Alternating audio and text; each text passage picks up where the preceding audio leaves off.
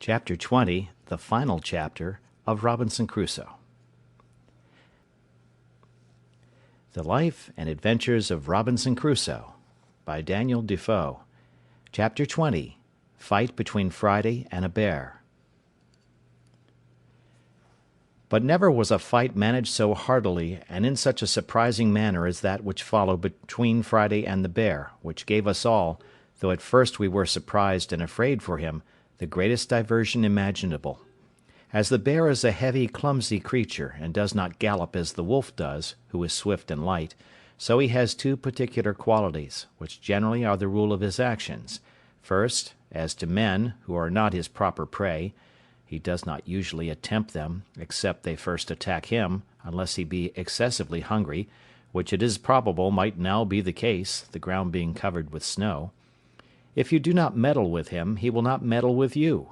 But then you must take care to be very civil to him, and give him the road, for he is a very nice gentleman. He will not go a step out of his way for a prince. Nay, if you are really afraid, your best way is to look another way and keep going on. For sometimes if you stop and stand still, and look steadfastly at him, he takes it for an affront. But if you throw or toss anything at him, though it were but a bit of stick as big as your finger, he thinks himself abused, and sets all other business aside to pursue his revenge, and will have satisfaction in point of honour. That is his first quality. The next is, if he be once affronted, he will never leave you, night or day, till he has his revenge, but follows at a good round rate till he overtakes you. My man Friday had delivered our guide, and when we came up to him he was helping him off his horse, for the man was both hurt and frightened, when on a sudden we espied the bear come out of the wood, and a monstrous one it was, the biggest by far that ever I saw. We were all a little surprised when we saw him, but when Friday saw him, it was easy to see joy and courage in the fellow's countenance. "Oh, oh, oh!" says Friday 3 times, pointing to him. "Oh, master, you give me to leave, me shake it a hand with him, me make a you good laugh." I was surprised to see the fellow so well pleased. "You fool," says I, "he will eat you up." "Eat a me up, eat a me up," says Friday twice over again. "Me eat a him up, me make a you good laugh. You all stay here, me show you good laugh." So down he sits, and gets off his boots in a moment, and puts on a pair of pumps, as we call the flat shoes they wear, and which he had in his pocket, gives my other servant his horse, and with his gun away he flew, swift like the wind.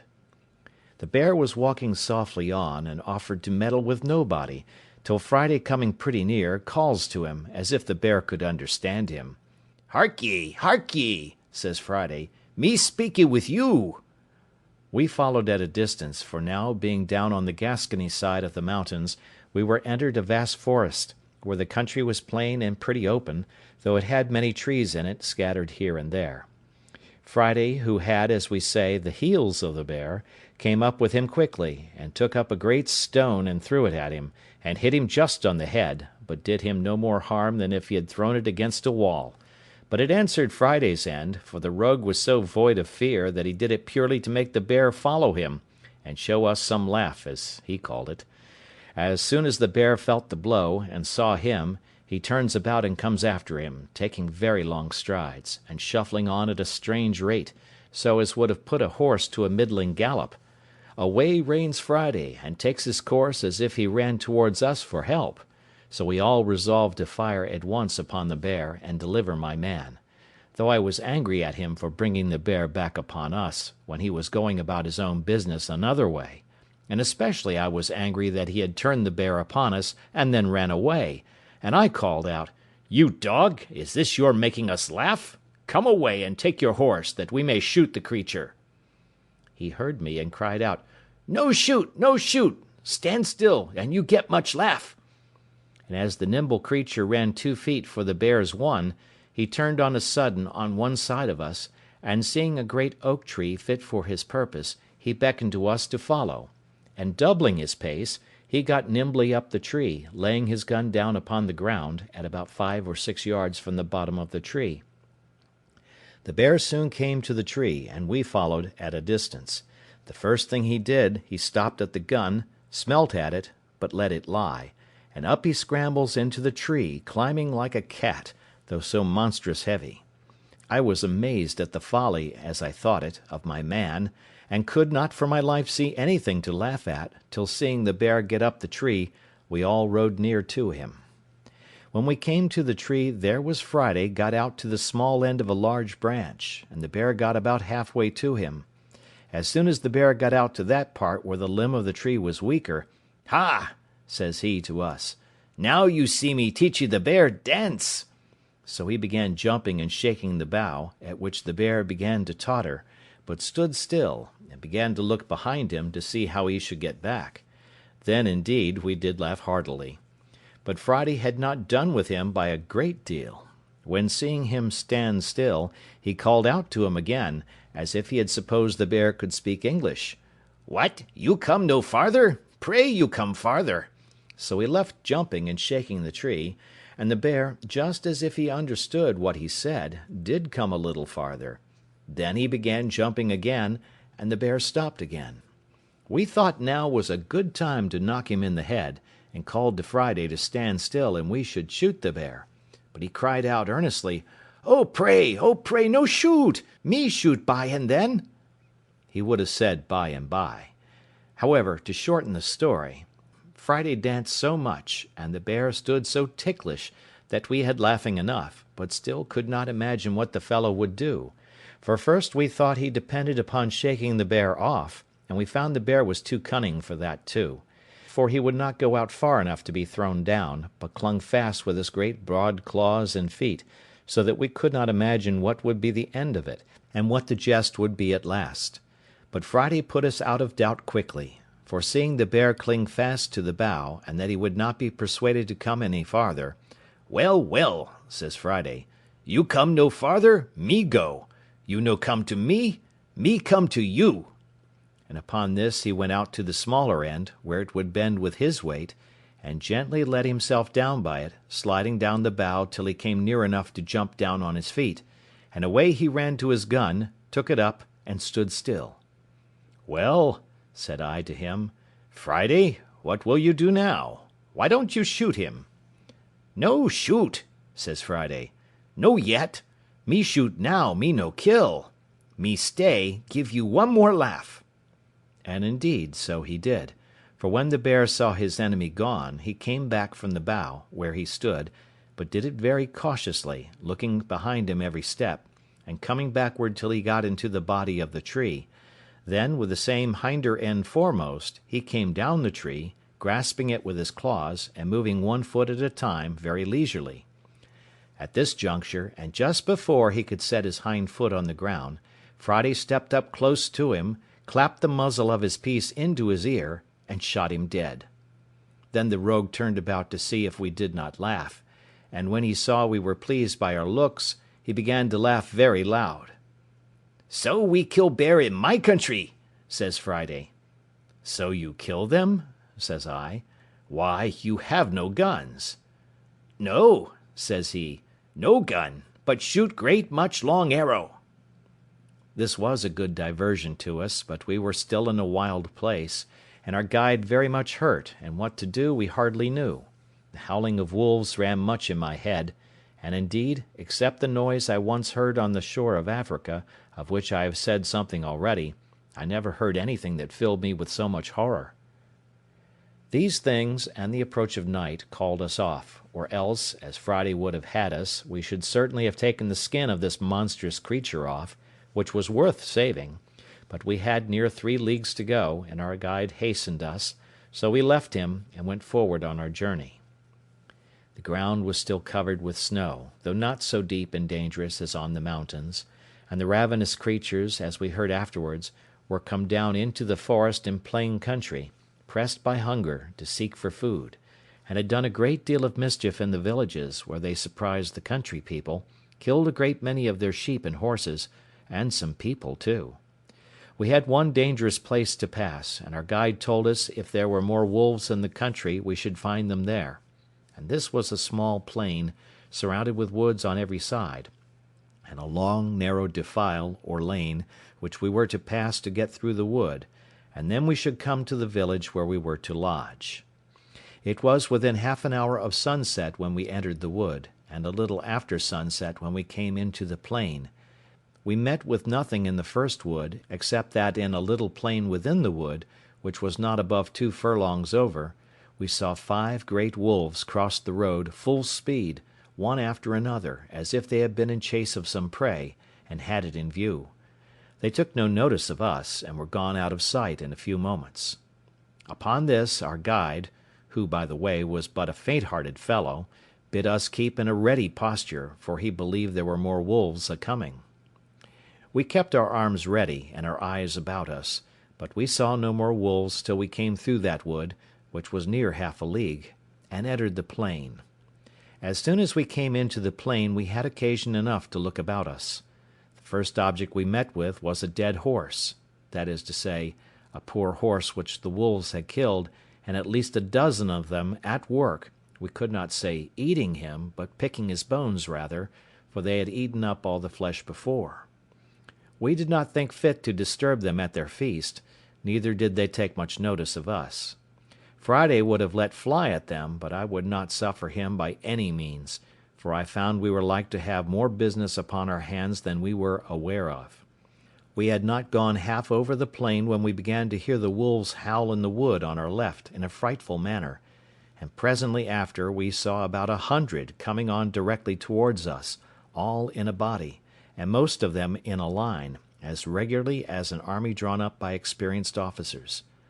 I scarce knew in what manner to receive them, but found to draw ourselves in a close line was the only way, so we formed in a moment, but that we might not have too much interval, I ordered that only every other man should fire, and that the others, who had not fired, should stand ready to give them a second volley immediately, if they continued to advance upon us, and then that those that had fired at first should not pretend to load their fusees again, but stand ready, every one with a pistol, for we were all armed with a fusee and a pair of pistols each man. So we were, by this method, able to fire 6 volleys, half of us at a time. However, at present we had no necessity, for upon firing the first volley, the enemy made a full stop, being terrified as well with the noise as with the fire. 4 of them being shot in the head, dropped, several others were wounded, and went bleeding off, as we could see by the snow. I found they stopped, but did not immediately retreat, whereupon, remembering that I had been told that the fiercest creatures were terrified at the voice of a man, I caused all the company to halloo as loud as they could, and I found the notion not altogether mistaken, for upon our shout they began to retire and turn about. I then ordered a second volley to be fired in their rear, which put them to the gallop, and away they went to the woods. This gave us leisure to charge our pieces again, and that we might lose no time, we kept going, but we had but little more than loaded our fusees, and put ourselves in readiness, when we heard a terrible noise in the same wood on our left, only that it was farther onward, the same way we were to go. The night was coming on, and the light began to be dusky, which made it worse on our side, but the noise increasing, we could easily perceive that it was the howling and yelling of those hellish creatures, and on a sudden we perceived 3 troops of wolves, one on our left, one behind us, and one in our front, so that we seemed to be surrounded with them. However, as they did not fall upon us, we kept our way forward, as fast as we could make our horses go, which, the way being very rough, was only a good hard trot. In this manner we came in view of the entrance of a wood, through which we were to pass, at the farther side of the plain. But we were greatly surprised, when coming nearer the lane or pass, we saw a confused number of wolves standing just at the entrance. On a sudden, at another opening of the wood, we heard the noise of a gun, and looking that way, out rushed a horse, with a saddle and a bridle on him, flying like the wind, and 16 or 17 wolves after him, full speed. The horse had the advantage of them, but as we supposed that he could not hold it at that rate, we doubted not but they would get up with him at last, no question but they did. But here we had a most horrible sight, for riding up to the entrance where the horse came out, we found the carcasses of another horse and of 2 men, devoured by the ravenous creatures, and one of the men was no doubt the same whom we had heard fire the gun, for there lay a gun just by him, fired off. But as to the man, his head and the upper part of his body was eaten up. This filled us with horror, and we knew not what course to take. But the creatures resolved us soon, for they gathered about us presently in hopes of prey, and I verily believe there were 300 of them. It happened, very much to our advantage, that at the entrance into the wood, but a little way from it, there lay some large timber trees, which had been cut down the summer before, and I suppose lay there for carriage. I drew my little troop in among those trees, and placing ourselves in a line behind one long tree, I advised them all to alight, and keeping that tree before us for a breastwork, to stand in a triangle or 3 fronts, enclosing our horses in the centre. We did so, and it was well we did, for never was a more furious charge than the creatures made upon us in this place. They came on with a growling kind of noise, and mounted the piece of timber, which, as I said, was our breastwork, as if they were only rushing upon their prey. And this fury of theirs, it seemed, was principally occasioned by their seeing our horses behind us. I ordered our men to fire as before, every other man, and they took their aim so sure that they killed several of the wolves at the first volley. But there was a necessity to keep a continual firing, for they came on like devils, those behind pushing on those before. When we had fired a second volley of our fusées, we thought they stopped a little, and I hoped they would have gone off, but it was but a moment, for others came forward again. So we fired 2 volleys of our pistols, and I believe in these 4 firings we had killed 17 or 18 of them, and lamed twice as many. Yet they came on again. I was loath to spend our shot too hastily, so I called my servant, not my man Friday, for he was better employed, for with the greatest dexterity imaginable he had charged my fusee and his own while we were engaged. But, as I said, I called my other man, and giving him a horn of powder, I had him lay a train all along the piece of timber, and let it be a large train. He did so, and had but just time to get away, when the wolves came up to it, and some got upon it, when I, snapping an uncharged pistol close to the powder, set it on fire. Those that were upon the timber were scorched with it, and 6 or 7 of them fell, or rather jumped in among us with the force and fright of the fire. We dispatched these in an instant, and the rest were so frightened with the light, which the night, for it was now very near dark, made more terrible, that they drew back a little, upon which I ordered our last pistols to be fired off in 1 volley, and after that we gave a shout. Upon this the wolves turned tail, and we sallied immediately upon near 20 lame ones that we found struggling on the ground, and fell to cutting them with our swords, which answered our expectation, for the crying and howling they made was better understood by their fellows, so that they all fled and left us. We had, first and last, killed about 60 of them, and had it been daylight, we had killed many more. The field of battle being thus cleared, we made forward again, for we still had near a league to go. We heard the ravenous creatures howl and yell in the woods as we went several times, and sometimes we fancied we saw some of them, but the snow dazzling our eyes, we were not certain. In about an hour more we came to the town where we were to lodge, which we found in a terrible fright and all in arms, for, it seems, the night before the wolves and some bears had broken into the village, and put them in such terror that they were obliged to keep guard night and day, but especially in the night, to preserve their cattle, and indeed their people. The next morning our guide was so ill, and his limbs swelled so much with the rankling of his 2 wounds, that he could go no farther. So we were obliged to take a new guide here, and go to Toulouse, where we found a warm climate, a fruitful, pleasant country, and no snow, no wolves, nor anything like them. But when we told our story at Toulouse, they told us it was nothing but what was ordinary in the great forest at the foot of the mountains, especially when the snow lay on the ground. But they inquired much what kind of guide we had got who would venture to bring us that way in such a severe season, and told us it was surprising we were not all devoured. When we told them how we placed ourselves and the horses in the middle, they blamed us exceedingly, and told us it was 50 to 1 but we had been all destroyed, for it was the sight of the horses which made the wolves so furious, seeing their prey, and that at other times they were really afraid of a gun, but being excessively hungry and raging on that account, the eagerness to come at the horses had made them senseless of danger, and that if we had not by the continual fire, and at last by the stratagem of the train of powder, mastered them, it had been great odds but that we had been torn to pieces. Whereas, had we been content to have sat still on horseback and fired as horsemen, they would not have taken the horses so much for their own when men were on their backs as otherwise, and withal, they told us that at last, if we had stood all together and left our horses, they would have been so eager to have devoured them that we might have come off safe, especially having our firearms in our hands, being so many in number. For my part, I was never so sensible of danger in my life, for, seeing above 300 devils come roaring and open-mouthed to devour us, and having nothing to shelter us or retreat to, I gave myself over for lost, and, as it was, I believe I shall never care to cross those mountains again. I think I would much rather go 1,000 leagues by sea, though I was sure to meet with a storm once a week.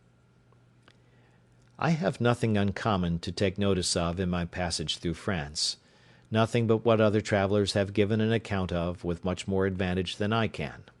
I travelled from Toulouse to Paris, and without any considerable stay came to Calais, and landed safe at Dover the 14th of January, after having had a severe cold season to travel in. I was now come to the centre of my travels, and had in a little time all my new discovered estate safe about me, the bills of exchange which I brought with me having been currently paid.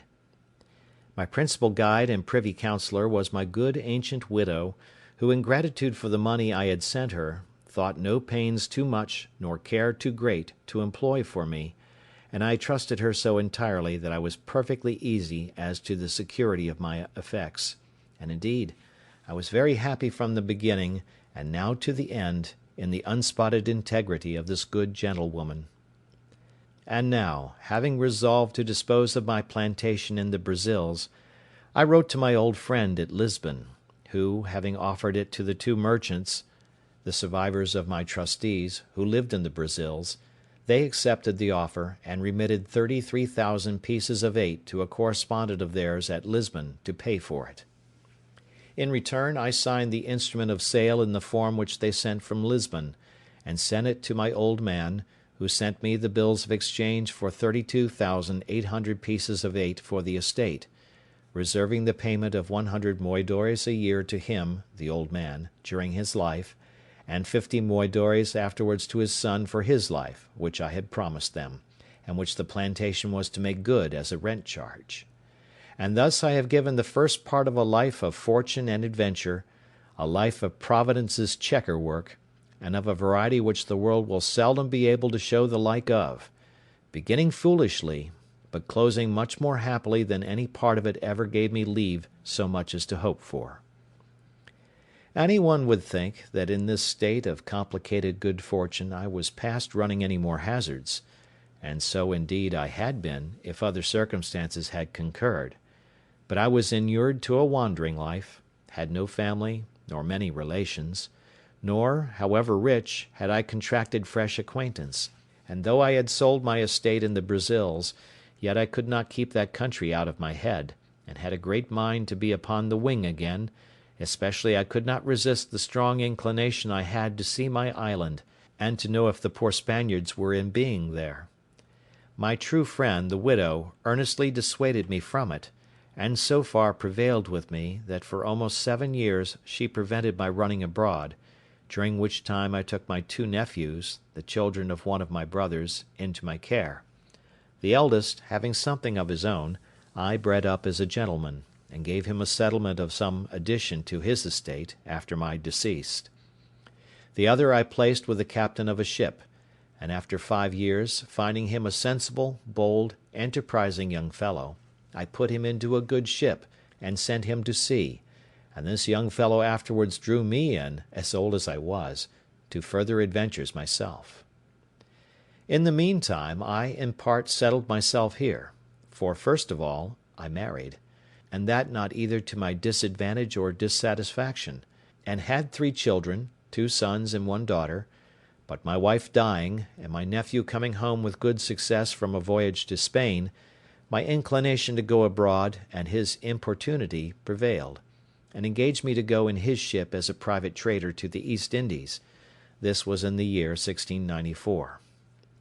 In this voyage I visited my new colony in the island, saw my successors the Spaniards, had the old story of their lives and of the villains I left there, how at first they insulted the poor Spaniards, how they afterwards agreed, disagreed, united, separated, and how at last the Spaniards were obliged to use violence with them, how they were subjected to the Spaniards, how honestly the Spaniards used them, a history, if it were entered into, as full of variety and wonderful accidents as my own part, particularly, also, as to their battles with the Caribbeans, who landed several times upon the island, and as to the improvement they made upon the island itself, and how 5 of them made an attempt upon the mainland, and brought away 11 men and 5 women prisoners, by which, at my coming, I found about 20 young children on the island.